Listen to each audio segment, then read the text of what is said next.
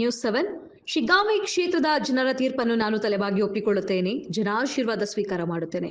ಕಾಂಗ್ರೆಸ್ ಅಭ್ಯರ್ಥಿ ಯಾಸಿರ್ ಖಾನ್ ಪಠಾಣ್ಗೆ ಅಭಿನಂದನೆ ಸಲ್ಲಿಸುತ್ತೇನೆ ಎಂದು ಮಾಜಿ ಸಿಎಂ ಬಸವರಾಜ ಬೊಮ್ಮಾಯಿ ಹೇಳಿದರು. ಶಿಗ್ಗಾಂವಿ ಫಲಿತಾಂಶದ ಕುರಿತು ಮಾತನಾಡಿದ ಅವರು, ಅಲ್ಲಿಯ ಜನರ ಸ್ಪಂದನೆ ನೋಡಿದ್ರೆ ನಮಗೆ ಭರವಸೆ ಇತ್ತು. ಆದರೆ ವಿಪರೀತ ಹಣದ ಹೊಳೆ ಹರಿಸಿ ಕಾಂಗ್ರೆಸ್ ಗೆಲುವು ಸಾಧಿಸಿದ್ದಾರೆ. ಸರ್ಕಾರ ಅವರದ್ದೇ ಇದೆ. ಆಡಳಿತ ಪಕ್ಷದ ಶಾಸಕರು ಜನ ಆಯ್ಕೆ ಮಾಡಿದ್ದಾರೆ. ನಾವು ಶಿಗ್ಗಾಂವಿ ಸವಣೂರು ಕ್ಷೇತ್ರದಲ್ಲಿ ಸಾಕಷ್ಟು ಅಭಿವೃದ್ಧಿ ಮಾಡಿದ್ದೇವೆ. ಅಭಿವೃದ್ಧಿ ಪರ್ವ ಹಾಗೆ ಮುಂದುವರಿಯಲಿ ಅಂತ ಆಶಿಸುತ್ತೇನೆ.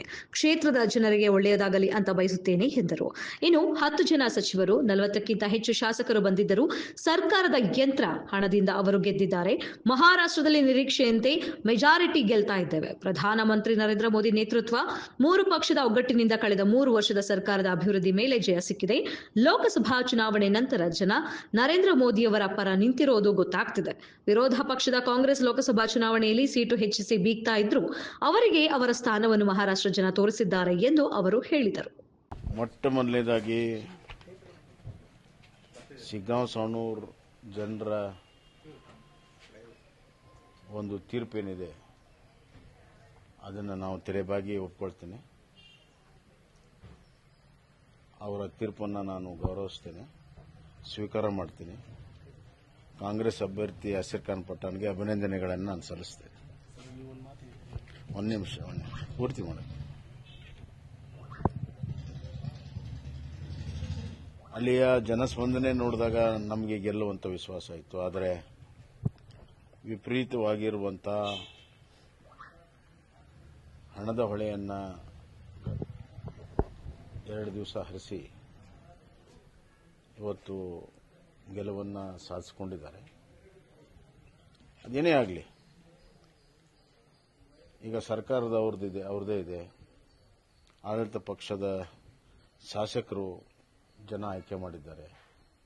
ಶಿಗ್ಗಾಂವ್ ಸವಣೂರು ಕ್ಷೇತ್ರ ಸಾಕಷ್ಟು ಅಭಿವೃದ್ಧಿಯನ್ನು ಮಾಡಿದ್ದೇವೆ. ಆ ಅಭಿವೃದ್ಧಿಯ ಒಂದು ಪರ್ವ ಮುಂದುವರಿಲಿ ಅಂತ ನಾನು ಹಾರೈಕೆ ಮಾಡ್ತೀನಿ. ಮತ್ತು ಶಿಗ್ಗಾಂವ್ ಸವಣೂರು ತಾಲೂಕಿನ ಜನರಿಗೆ ಒಳ್ಳೆಯದಾಗಲಿ ಅಂತ ನಾನು ಬಯಸ್ತೇನೆ.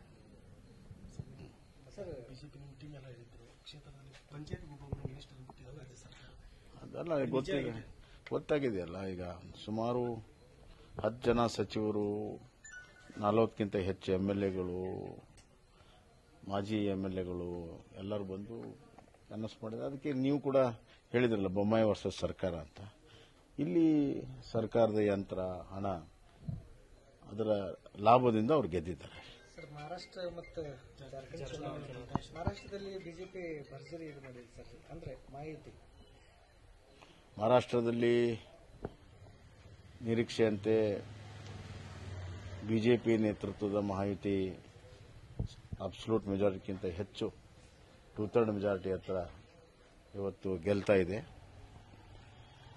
ನಮ್ಮ ಪ್ರಧಾನಮಂತ್ರಿಗಳ ನರೇಂದ್ರ ಮೋದಿ ಅವರ ನೇತೃತ್ವ ಮತ್ತು ಮಹಾರಾಷ್ಟ್ರದಲ್ಲಿ 3 ಪಕ್ಷಗಳಲ್ಲಿರುವಂತಹ ಒಕ್ಕಟ್ಟು, ಪ್ರತಿಯೊಬ್ಬರು ತಮ್ಮ ತಮ್ಮ ಓಟುಗಳನ್ನು ಟ್ರಾನ್ಸ್ಫರ್ ಮಾಡೋ ಮುಖಾಂತರ ಏನೋ ಒಂದು ಅವ್ರ ನಡುವೆ ಸಹಕಾರ ಇತ್ತು. ಆ ಸಹಕಾರದಿಂದ ಮತ್ತು ಕಳೆದ 3 ವರ್ಷದ ಸರ್ಕಾರದ ಪರ್ಫಾರ್ಮೆನ್ಸ್ ಆಧಾರದ ಮೇಲೆ ಇವತ್ತು ಮಹಾರಾಷ್ಟ್ರದಲ್ಲಿ ಬಹಳ ದೊಡ್ಡ ಪ್ರಮಾಣದ ಜಯ ಇವತ್ತು ಸಿಕ್ಕಿದೆ.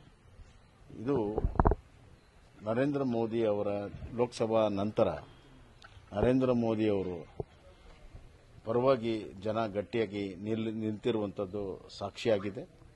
ಮತ್ತು ವಿರೋಧ ಪಕ್ಷ ಕಾಂಗ್ರೆಸ್ ಏನು ಲೋಕಸಭಾದಲ್ಲಿ ಕೆಲವು ಸೀಟುಗಳನ್ನು ಹೆಚ್ಚಿಸಿ ಬಿಗಿತಾ ಇದ್ರು, ಅವರಿಗೆ ಅವರ ಸ್ಥಾನವನ್ನು ಮಹಾರಾಷ್ಟ್ರ ಜನ ತೋರಿಸಿದ್ದಾರೆ. ಸರ್, ಈ MP ಚುನಾವಣೆಯಲ್ಲಿ ಶಿಗ್ಗಾಂವ್ ಕ್ಷೇತ್ರದಲ್ಲಿ ಸ್ವಲ್ಪ ಕಡಿಮೆ ಅಂತರ ಬಂದಿತ್ತು ಸರ್. ಅವಾಗಲೇ ಅಲರ್ಟ್ ಆಗಿದ್ರೆ ಏನಾದರೂ ಗೆಲ್ಲುವಂತ ಸಾಧ್ಯತೆ? ಅಲ್ಲ, ಅಲರ್ಟ್ ಆಗಿ ಏನೆಲ್ಲ ಕೆಲಸ ಮಾಡಿದ್ದೀವಿ, ಆದ್ರೆ ಇಡೀ ಸರ್ಕಾರ ಬಂತು. ಕೆಲವು ವಿಚಾರಗಳನ್ನು ನಾವು ಬೇರಂಗ್ ಹೇಳಕ್ಕಾಗಲ್ಲ. ಬಹಳ ದೊಡ್ಡ ಪ್ರಮಾಣದಲ್ಲಿ ಆಡಳಿತ ಯಂತ್ರ, ಮಂತ್ರಿಗಳು, ಹಣದ ದುರುಪಯೋಗ ಬಹಳ ಆಗಿದೆ. ಮತ್ತೆ ಸಾಮಾನ್ಯವಾಗಿ ಉಪಚುನಾವಣೆಯಲ್ಲಿ ಸರ್ಕಾರಕ್ಕೆ ಒಂದು ಅಡ್ವಾಂಟೇಜ್ ಇರ್ತದೆ. ನಾವು ಕೂಡ ಒಂದು ಕಾಲದಲ್ಲಿ 17 ಬೈ ಎಲೆಕ್ಷನ್ನಲ್ಲಿ 13 ಗೆದ್ದಿದ್ವಿ. ಇದು ಸರ್ಕಾರದ ಪರ್ಫಾರ್ಮೆನ್ಸ್ ಮೇಲೆ ಇದು ಒಂದು ಹೋಟ್ ಅಂತಲ್ಲ. ಹಿಂದೆ ನಾವು 17 ಗೆದ್ದಿದ್ವಿ, 17ರಲ್ಲಿ 13 ಗೆದ್ದಿದ್ವಿ. ತದನಂತರ ನಾವು ಸರ್ಕಾರ ಕಳ್ಕೊಂಡಿದ್ದೇವೆ. ಹೀಗಾಗಿ ಕಾಂಗ್ರೆಸ್ ಪಕ್ಷ ತಮ್ಮ 1.5 ವರ್ಷ ಆಡಳಿತಕ್ಕೆ ಸರ್ಟಿಫಿಕೇಟ್ ಅಂತ ತಿಳ್ಕೊಳ್ಳೋ ಅವಶ್ಯಕತೆ ಇಲ್ಲ.